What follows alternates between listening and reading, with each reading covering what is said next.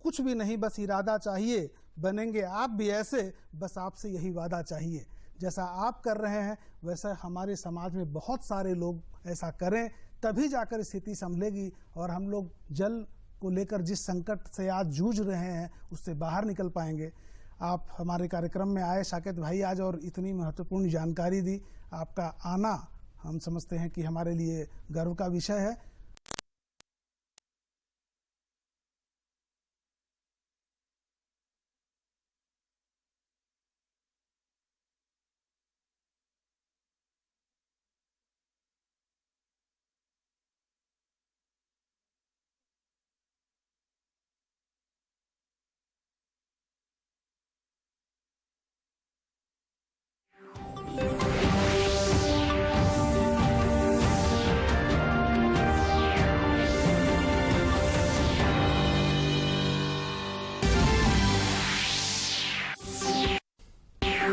प्रधानमंत्री नरेंद्र मोदी ने मन की बात कार्यक्रम में देशवासियों से साझा किए अपने विचार।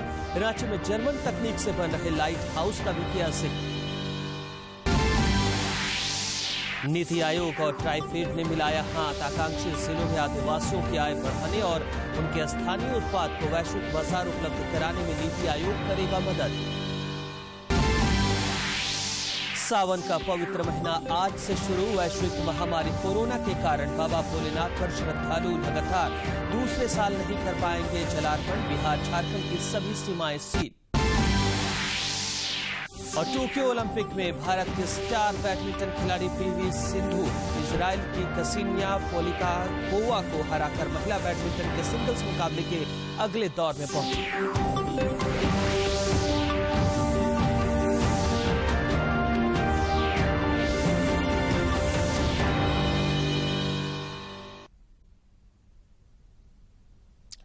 नमस्कार, खबरें झारखंड में स्वागत है आपका। मैं हूं रियाज आलम। समाचारों में आगे बढ़ने से पहले ये संदेश। देश भर में 18 वर्ष से अधिक आयु के सभी लोगों के लिए सरकारी केंद्रों पर निःशुल्क टीकाकरण अभियान चलाया जा रहा है। दूरदर्शन आप लोगों से अपील करता है कि कोविड रोधी टीका जरूर लगवाएं। कोरोना महामारी के प्रति कोई भी लापरवाही ना बरतें। जब तक आवश्यक ना हो घर से बाहर ना निकलें और इन आसान उपायों का पालन करें। मास्क लगाएं, 2 गज की सुरक्षित दूरी बनाए रखें, बार बार हाथ धोएं और चेहरा साफ रखें। कोविड से संबंधित जानकारी और मार्गदर्शन के लिए राष्ट्रीय हेल्पलाइन काम कर रही हैं। इनके नंबर हैं 01123978046 और 1075। इसके अलावा राज्य हेल्पलाइन नंबर 104 डायल कर समस्या का त्वरित समाधान लिया जा सकता है। और अब समाचार विस्तार से। प्रधानमंत्री नरेंद्र मोदी ने आज मन की बात कार्यक्रम में देशवासियों के साथ अपने विचार साझा किए। इस दौरान प्रधानमंत्री ने कहा कि कल यानी 26 जुलाई को करगिल विजय दिवस है। उन्होंने कहा कि कारगिल का युद्ध भारत की सेनाओं के शौर्य और संयम का ऐसा प्रतीक है जिसे पूरी दुनिया ने देखा है। भारत की सेनाओं के शौर्य और संयम का ऐसा प्रतीक है जिसे पूरी दुनिया ने देखा है। इस बार ये गौरवशाली दिवस भी अमृत महोत्सव के बीच में मनाया जाएगा, इसलिए ये और भी खास हो जाता है। मैं चाहूंगा कि आप करगिल की रोमांचित कर देने वाली गाथा जरूर पढ़ें। करगिल के वीरों को हम सब नमन करें। साथियों, इस बार 15 अगस्त को देश अपनी आजादी के 75वें साल में प्रवेश कर रहा है। ये हमारा बहुत बड़ा सौभाग्य है कि जिस आजादी के लिए देश ने सदियों का इंतजार किया, उसके 75 वर्ष होने के हम साक्षी बन रहे हैं। आपको याद होगा, आजादी के 75 साल मनाने के लिए 12 मार्च को बापू के साबरमती आश्रम से अमृत महोत्सव की शुरुआत हुई थी। इसी दिन बापू की दांडी यात्रा को भी पुनर्जीवित किया गया था।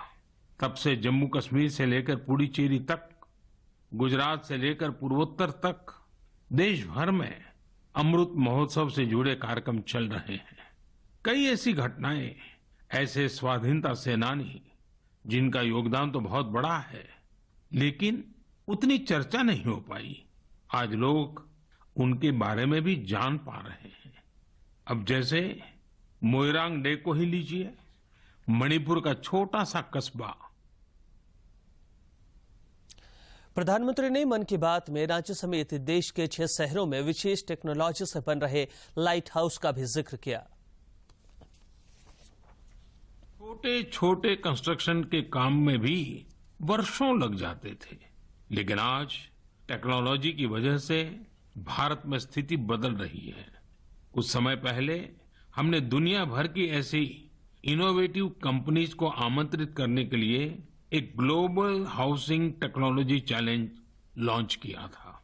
ये देश में अपनी तरह का अलग तरह का अनोखा प्रयास है, इसलिए हमने इन्हें लाइट हाउस प्रोजेक्ट्स का नाम दिया। फिलहाल देश में 6 अलग अलग जगहों पर लाइट हाउस प्रोजेक्ट्स पर तेजी से काम चल रहा है। इन लाइट हाउस प्रोजेक्ट्स में मॉडर्न टेक्नोलॉजी और इनोवेटिव तौर तरीकों का इस्तेमाल किया जाता है। इससे कंस्ट्रक्शन का टाइम कम हो जाता है, साथ ही जो घर बनते हैं वो अधिक टिकाऊ, किफायती और आरामदायक होते हैं। मैंने हाल ही में ड्रोन्स के जरिए इन प्रोजेक्ट्स की समीक्षा भी की और कार्य की प्रगति को लाइव देखा। इंदौर के प्रोजेक्ट में ब्रिक और मोर्टार वॉल्स की जगह pre fabricated sandwich panel system का इस्तेमाल किया जा रहा है। राजकोट में लाइट हाउस फ्रेंच टेक्नोलॉजी से बनाए जा रहे हैं, जिनमें टनल के जरिए मोनोलिथिक कंक्रीट कंस्ट्रक्शन टेक्नोलॉजी का इस्तेमाल हो रहा है। इस टेक्नोलॉजी से बने घर आपदाओं का सामना करने में कहीं अधिक सक्षम होंगे। चेन्नई में अमेरिका और फिनलैंड की technologies precast concrete system का उपयोग किया जा रहा है। इससे मकान जल्दी भी बनेंगे और लागत भी कम आएगी। रांची में जर्मनी के 3D कंस्ट्रक्शन सिस्टम का प्रयोग करके घर बनाए जाएंगे। इसमें हर कमरे को अलग से बनाया जाएगा, फिर पूरे स्ट्रक्चर को उसी तरह जोड़ा जाएगा जैसे ब्लॉक टॉयज को जोड़ा जाता है। अगरतला में न्यूजीलैंड की टेक्नोलॉजी का उपयोग कर स्टील फ्रेम के साथ मकान बनाए जा रहे हैं जो बड़े भूकंप को झेल सकते हैं। वहीं लखनऊ में कनाडा की टेक्नोलॉजी का इस्तेमाल किया जा रहा है। इसमें प्लास्टर और पेंट की जरूरत नहीं होगी और तेजी से घर बनाने के लिए पहले से ही तैयार दीवारों का प्रयोग किया जाएगा। साथियों, आज देश में ये प्रयास हो रहा है कि ये प्रोजेक्ट इंक्यूबेशन सेंटर्स की तरह काम करे। इससे हमारे प्लानर्स, आर्किटेक्ट्स, इंजीनियर्स और स्टूडेंट्स नई टेक्नोलॉजी को जान सकेंगे और उसका एक्सपेरिमेंट भी कर पाएंगे। मैं इन बातों को खास तौर पर अपने युवाओं के लिए साझा कर रहा हूं, ताकि हमारे युवा राष्ट्र हित में टेक्नोलॉजी के नए नए क्षेत्रों की ओर प्रोत्साहित हो सके। मेरे प्यारे देशवासियों, प्रधानमंत्री नरेंद्र मोदी ने कहा कि इस बार 15 अगस्त को एक आयोजन होने जा रहा है और ये राष्ट्रगान से जुड़ा एक प्रयास है। उन्होंने कहा कि संस्कृति मंत्रालय का प्रयास है कि इस दिन ज्यादा से ज्यादा देशवासी राष्ट्रगान गाएं। इसके लिए एक वेबसाइट भी बनाया गया है। ये एक प्रयास है राष्ट्रगान से जुड़ा हुआ। सांस्कृतिक मंत्रालय की कोशिश है कि इस दिन ज्यादा से ज्यादा भारतवासी मिलकर राष्ट्रगान गाएं। इसके लिए एक वेबसाइट भी बनाई गई है, राष्ट्रगान.in। इस वेबसाइट की मदद से आप राष्ट्रगान गाकर उसे रिकॉर्ड कर पाएंगे, इस अभियान से जुड़ पाएंगे। मुझे उम्मीद है आप इस अनोखी पहल से जरूर जुड़ेंगे। इसी तरह के बहुत सारे अभियान, बहुत सारे प्रयास आपको आने वाले दिनों में देखने को मिलेंगे। प्रधानमंत्री ने कहा कि हमारे देश के ग्रामीण और आदिवासी इलाकों में हैंडलूम कमाई का एक बहुत बड़ा साधन है। यह एक ऐसा क्षेत्र है जिससे लाखों महिलाएं, लाखों बुनकर और लाखों शिल्पी जुड़े हुए हैं। उन्होंने कहा कि आपके छोटे छोटे प्रयास बुनकरों में एक नई उम्मीद जगाएंगे। बुनकरों को सपोर्ट करना हमारे सहज स्वभाव में होना चाहिए। 7 अगस्त को आने वाला नेशनल हैंडलूम डे एक ऐसा अवसर है जब हम प्रयास पूर्वक भी ये काम कर सकते हैं। नेशनल हैंडलूम डे के साथ बहुत ऐतिहासिक पृष्ठभूमि जुड़ी हुई है। इसी दिन 1905 में स्वदेशी आंदोलन की शुरुआत हुई थी। साथियों, हमारे देश के ग्रामीण और आदिवासी इलाकों में हैंडलूम कमाई का बहुत बड़ा साधन है। ये ऐसा क्षेत्र है जिससे लाखों महिलाएं, लाखों बुनकर, लाखों शिल्पी जुड़े हुए हैं। आपके छोटे छोटे प्रयास बुनकरों में एक नई उम्मीद जगाएंगे। आप स्वयं कुछ न कुछ खरीदें और अपनी बात दूसरों को भी बताएं। और जब हम आजादी के 75 साल मना रहे हैं, तब तो इतना करना हमारी जिम्मेवारी बनती ही है भाइयों। आपने देखा होगा देश के आदिवासियों की आय बढ़ाने और उनके स्थानीय उत्पाद को वैश्विक बाजार उपलब्ध कराने के लिए नीति आयोग और ट्राइफेड ने हाथ मिलाया है। इसका मकसद लोकल उत्पाद को ग्लोबल बनाना है। इसके लिए नीति आयोग झारखंड समेत देश भर के आकांक्षी जिलों के आदिवासी बहुल इलाकों में वन धन योजना के सफल संचालन में ट्राइफेड का सहयोग करेगा। इसे लेकर नीति आयोग के सीईओ अमिताभ कांत की अध्यक्षता में ट्राइफेड की टीम ने आकांक्षी जिलों के जिलाधिकारियों को वन धन योजना की जानकारी दी।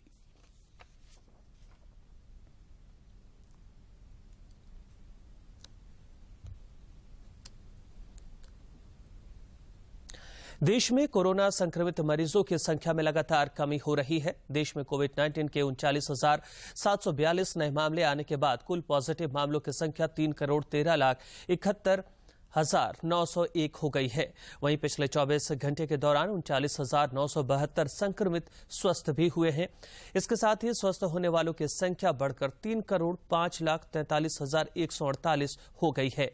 केंद्रीय स्वास्थ्य मंत्रालय के अनुसार देश में कोविड के सक्रिय मरीजों की संख्या 4,08,212 रह गई है।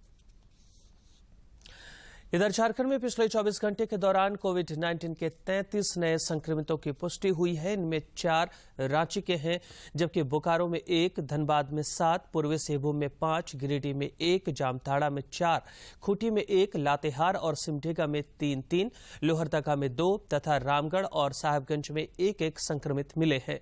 राज्य में पिछले 24 घंटे के दौरान 54 संक्रमित स्वस्थ भी हुए हैं। इसके साथ ही राज्य में कोरोना के सक्रिय मरीजों की संख्या घटकर 276 रह गई है। देवघर के उपायुक्त मंजुनाथ भजंत्री ने जिले में लगातार बढ़ रहे कोरोना संक्रमण के प्रकोप को देखते हुए अनुमंडल अस्पताल मधुपुर का कल रात्रि निरीक्षण किया। इस दौरान उन्होंने कोविड अनुरूप सुविधाओं के अलावा मरीजों को दी जाने वाली विभिन्न व्यवस्थाओं की वस्तु स्थिति का जायजा लिया।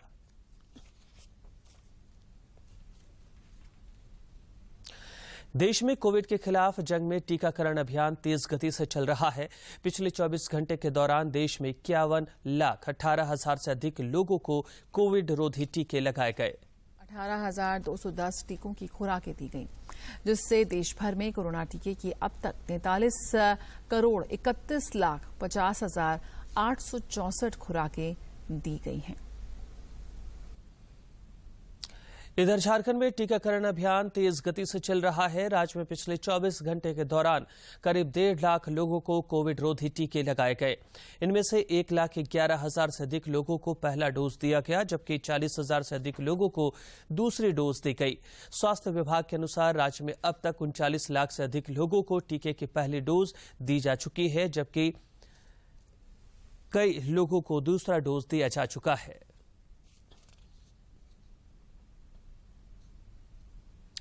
झारखंड समेत देश भर में आज जेईई मेंस की परीक्षा ली जा रही है। इस बीच केंद्रीय शिक्षा मंत्री धर्मेंद्र प्रधान ने ट्वीट कर कहा है कि बारिश और भूस्खलन से प्रभावित महाराष्ट्र के 7 शहरों में उन उम्मीदवारों को संयुक्त प्रवेश परीक्षा जेईई मेन 2021 के तीसरे सत्र में शामिल होने का एक और मौका दिया जाएगा, जो परीक्षा केंद्रों पर नहीं पहुंच सकते। सांगली और सतारा शहरों में परीक्षा केंद्र हैं, लेकिन वे 25 और 27 जुलाई को वहां नहीं पहुंच सकते।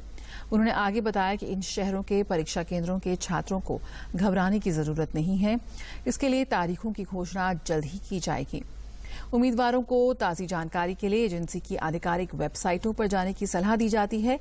अधिक जानकारी के लिए फोन नंबर भी जारी किए गए हैं। 011-40759-000 पर भी संपर्क कर सकते हैं। साथ ही ईमेल jee@nta.ac.in पर भी संपर्क किया जा सकता है। सावन का महीना आज से शुरू हो गया है, लेकिन कोरोना काल की वजह से पिछले साल की तरह इस बार भी श्रद्धालुओं की कांवड़ यात्रा बाबा धाम में नहीं हो रही है।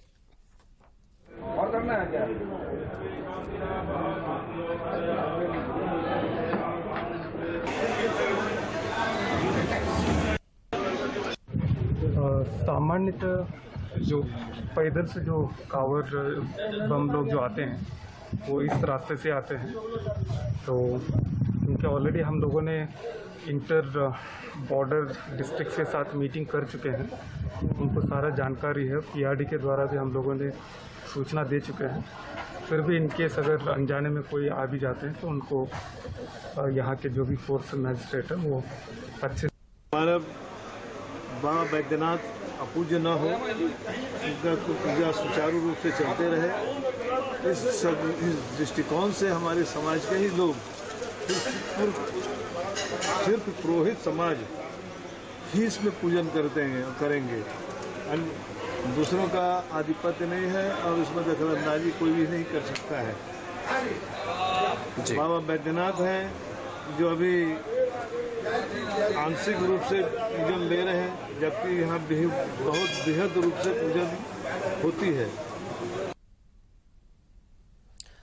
प्रधानमंत्री नरेंद्र मोदी ने आज मन की बात में टोक्यो ओलंपिक में देश का प्रतिनिधित्व कर रहे खिलाड़ियों का भी जिक्र किया। उन्होंने कहा कि ये खिलाड़ी जीवन की अनेक चुनौतियों को पार करते हुए यहां पहुंचे हैं। आज उनके पास आपके प्यार और सपोर्ट की ताकत है।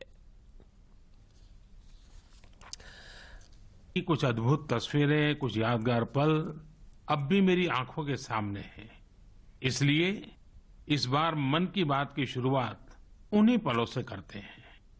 टोक्यो ओलंपिक्स में भारतीय खिलाड़ियों को तिरंगा लेकर चलते देखकर मैं ही नहीं, पूरा देश रोमांचित हो उठा। उनके बारे में जानने और देश को बताने का अवसर मिला था। ये खिलाड़ी जीवन की अनेक चुनौतियों को पार करते हुए यहां पहुंचे हैं। आज उनके पास आपके प्यार और सपोर्ट की ताकत है। इसलिए आइए मिलकर अपने सभी खिलाड़ियों को अपनी शुभकामनाएं, उनका हौसला बढ़ाएं। सोशल मीडिया पर ओलंपिक खिलाड़ियों के सपोर्ट के लिए हमारा विक्ट्री पंच कैंपेन अब शुरू हो चुका है। आप भी अपनी टीम के साथ अपना विक्ट्री पंच शेयर करिए, इंडिया के लिए चीयर करिए। साथियों, जो देश के लिए तिरंगा उठाता है उसके सम्मान में भावनाओं से भर जाना स्वाभाविक ही है। ओलंपिक में भारत के स्टार बैडमिंटन खिलाड़ी और रियो ओलंपिक 2016 की रजत पदक विजेता पीवी सिंधु अपना पहला मैच जीतकर अगले दौर में पहुंच गई हैं। पहले दौर में मुकाबले में सिंधु ने इजरायल की कसिनिया पॉलिकार्पोवा को 21-7, 21-10 से पराजित किया। 21-10 के सीधे गेम में मात दी। सिंधु को इस मुकाबले को जीतने में महज 28 मिनट का समय लगा। सिंधु ने पूरे मैच के दौरान अपना वर्चस्व बनाए रखा और विरोधी को आगे आने का कोई मौका नहीं दिया। सिंधु से इस बार पदक की सबसे ज्यादा उम्मीद टिकी हुई है। सिंधु ने 2016 रियो ओलंपिक में देश के लिए रजत पदक हासिल किया था। हालांकि उसके बाद से सिंधु के प्रदर्शन में लगातार इजाफा होता रहा है और वो हर अंतर्राष्ट्रीय स्तर की प्रतियोगिता में शानदार प्रदर्शन करती रही हैं। नौकायन से भी अच्छी खबर आई है। भारत के अर्जुन और अरविंद ने सेमीफाइनल के लिए क्वालिफाई कर लिया है। कल में सेमीफाइनल के लिए क्वालिफाई कर लिया है। वे रेपेचाज राउंड में तीसरे नंबर पर रहे।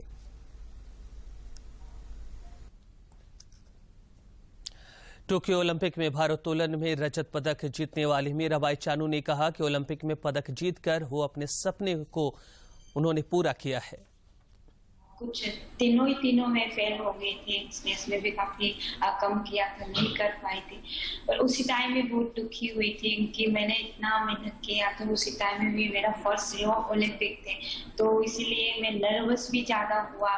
तो मैंने किया था, उसी में भी मैंने जो भी ट्रेनिंग में किया था ऐसे ही सेम किया हो तो मेरा भी मेडल थी रियो में। पर उसी दिन मेरा लकी नहीं हुआ, उसी दिन मेरा दिन नहीं थी, तो इसलिए मैं समझ लगी मैं मेडल नहीं ले पाया। फिर दुखी तो मैं बहुत दिन तक रही थी कि कुछ खाने पीने का मन नहीं कर रहा था कि इतना मेहनत करने के बाद में क्यों ऐसा हुआ, ऐसा सोचने में ही लगी थी। मैं कुछ नहीं कर पाया था। तो राजधानी रांची समेत राज्य के कई इलाकों में पिछले 3-4 दिनों से मानसून सक्रिय है। बंगाल की खाड़ी में बने निम्न दबाव का क्षेत्र बने रहने के कारण मानसून की बारिश हो रही है। रांची स्थित मौसम विभाग ने अपने पूर्वानुमान में बताया कि 27 और 28 जुलाई को राज्य के कई जिलों में भारी बारिश हो सकती है। विभाग के अनुसार 27 जुलाई को राज्य के उत्तरी तथा मध्य भाग में कहीं कहीं भारी बारिश हो सकती है। वहीं उत्तर पूर्वी, मध्य तथा दक्षिण पूर्वी हिस्सों में कहीं कहीं भारी बारिश होने की संभावना है। पूर्वी सिंहभूम के जिला मुख्यालय जमशेदपुर में वन, पर्यावरण एवं जलवायु परिवर्तन विभाग की ओर से 72वें वन महोत्सव का आयोजन सोनारे स्थित आर्मी कैंप परिसर में किया गया। मौके पर स्वास्थ्य मंत्री बन्ना गुप्ता ने भी पौधारोपण किया। इस दौरान उन्होंने कहा कि प्रकृति को संरक्षित करने का एकमात्र उपाय है पर्यावरण का संरक्षण और इसी उद्देश्य को लेकर वन महोत्सव का आयोजन किया जा रहा है।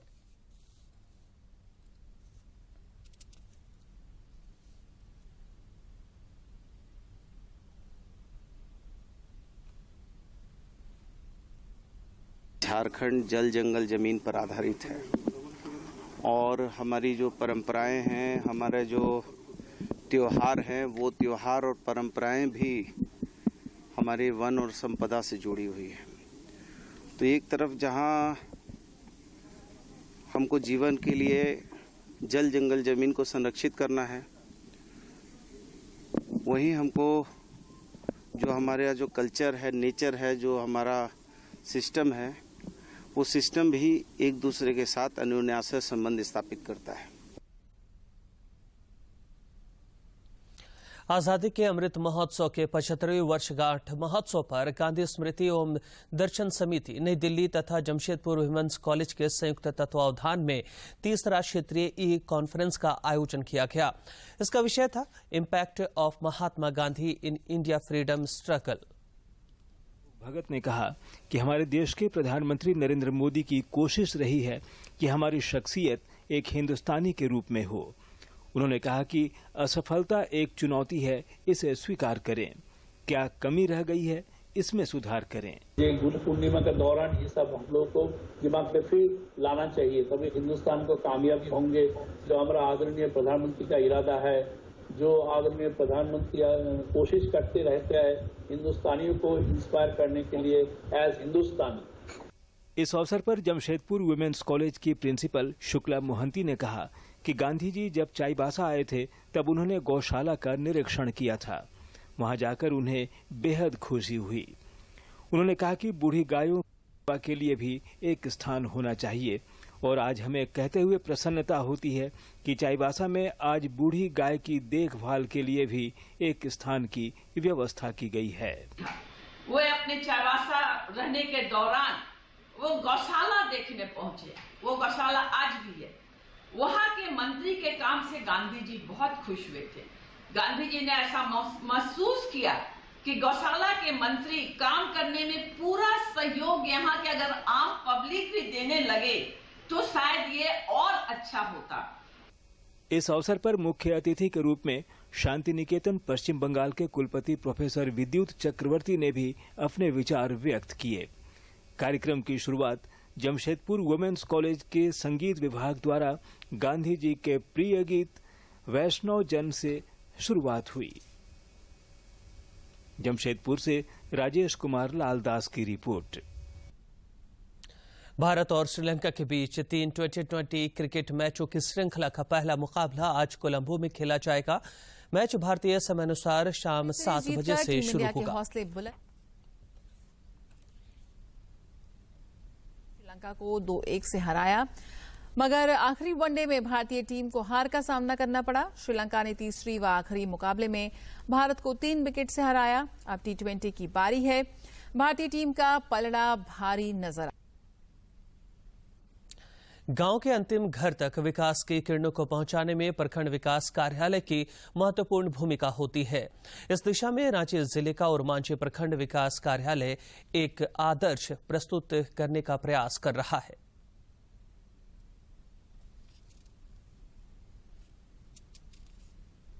स्कूल, कॉलेज और विभिन्न शैक्षणिक संस्थानों में दिन की शुरुआत प्रार्थना से होती है। कुछ इसी तरह का नजारा ओरमांझी प्रखंड विकास कार्यालय में हर दिन देखने को मिलता है। बीडीओ साहब से लेकर कनीय कर्मचारी सभी एक साथ मिलकर सामूहिक प्रार्थना से अपने काम की शुरुआत करते हैं।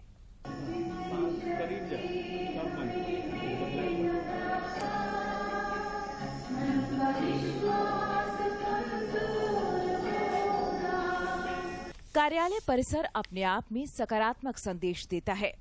मुख्य द्वार पर भारत के संविधान की उद्देशिका और राष्ट्रगान सुंदर अक्षरों में लिखा गया है। साथ ही राष्ट्रपिता महात्मा गांधी की मूर्ति और झारखंड की स्वतंत्रता सेनानियों की तस्वीरें भी लगी हुई है। प्रखंड विकास पदाधिकारी विजय कुमार सोनी बताते हैं कि आने वाले दिनों में कई और सकारात्मक बदलाव देखने को मिलेंगे। हम लोग दिन की शुरुआत, कार्यालय की शुरुआत प्रार्थना से करते हैं। इससे लोगों में एक अनुशासन, समय की पाबंदी और ईश्वर को याद करना, ताकि हमारा मनोबल बने रहे। कार्यालय में स्वस्थ माहौल होने की वजह से लोगों से जुड़े कार्य को गति मिलती है। प्रखंड विकास पदाधिकारी का स्पष्ट निर्देश है कि नियमानुसार सभी लोगों के कार्यों को तय समय पर निष्पादित किया जाए। इसके साथ ही अधिकारी और जनता के बीच किसी प्रकार की दूरी न हो।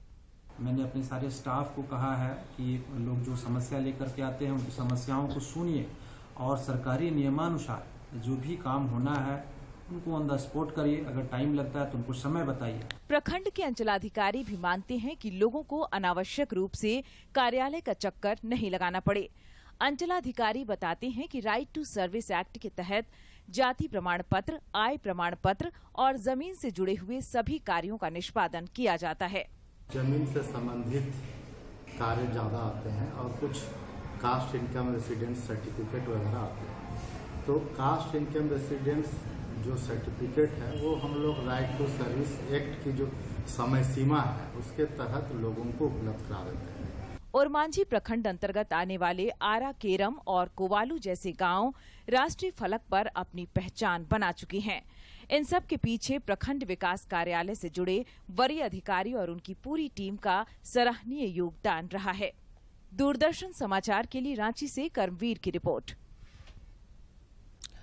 सबको सरकारी नौकरी नहीं मिल सकती, लेकिन सरकारी मदद से सबको रोजगार जरूर मिल सकता है। इसे पूरी तरह से हकीकत बनाया है गिरिडीह की दर्जनों महिलाओं ने, जो आज सरकारी मदद से अपने पैरों पर खड़ी हो रही हैं। महिला समूह काम कर रहा है। गिरिडीह जिले के गांडे प्रखंड की महिलाएं आज समूह बनाकर सैनिटरी नैपकिन पैड का उत्पादन कर रही हैं। समूह की अध्यक्ष बबीता देवी कहती हैं कि कोरोना काल में नैपकिन निर्माण से महिलाओं को बहुत आर्थिक मदद मिली। हम लोग का मानदेय 8 से 7 हजार लगभग है। इसका हमको बहुत फायदा हुआ। इस काम में जुड़ी अन्य महिलाओं का कहना है कि उनके पास रोजगार का कोई उपाय नहीं था। घर चलाना मुश्किल हो रहा था, लेकिन आज वो समूह से जुड़कर 7 से 8 हजार रुपए महीने कमा रही हैं और घर परिवार अच्छे से चला रही हैं। और अंत में मुख्य समाचार। प्रधानमंत्री नरेंद्र मोदी ने मन की बात कार्यक्रम में देशवासियों से साझा किए अपने विचार। रांची में जर्मन तकनीक से बन रहे लाइट हाउस का भी किया जिक्र। नीति आयोग और ट्राइफेड ने मिलाया हाथ। आकांक्षी जिलों में आदिवासियों की आय बढ़ाने और उनके स्थानीय उत्पाद को वैश्विक बाजार उपलब्ध कराने में नीति आयोग करेगा मदद।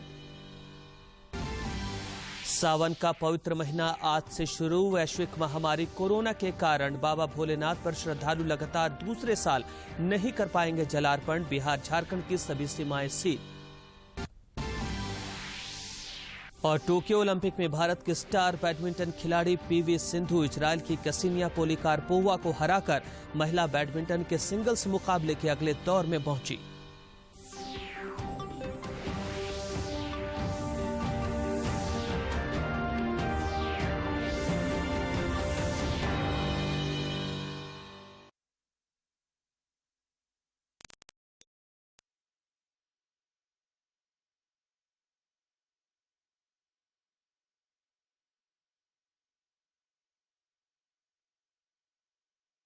नमस्कार, जोहार। उभरता झारखंड कार्यक्रम में आप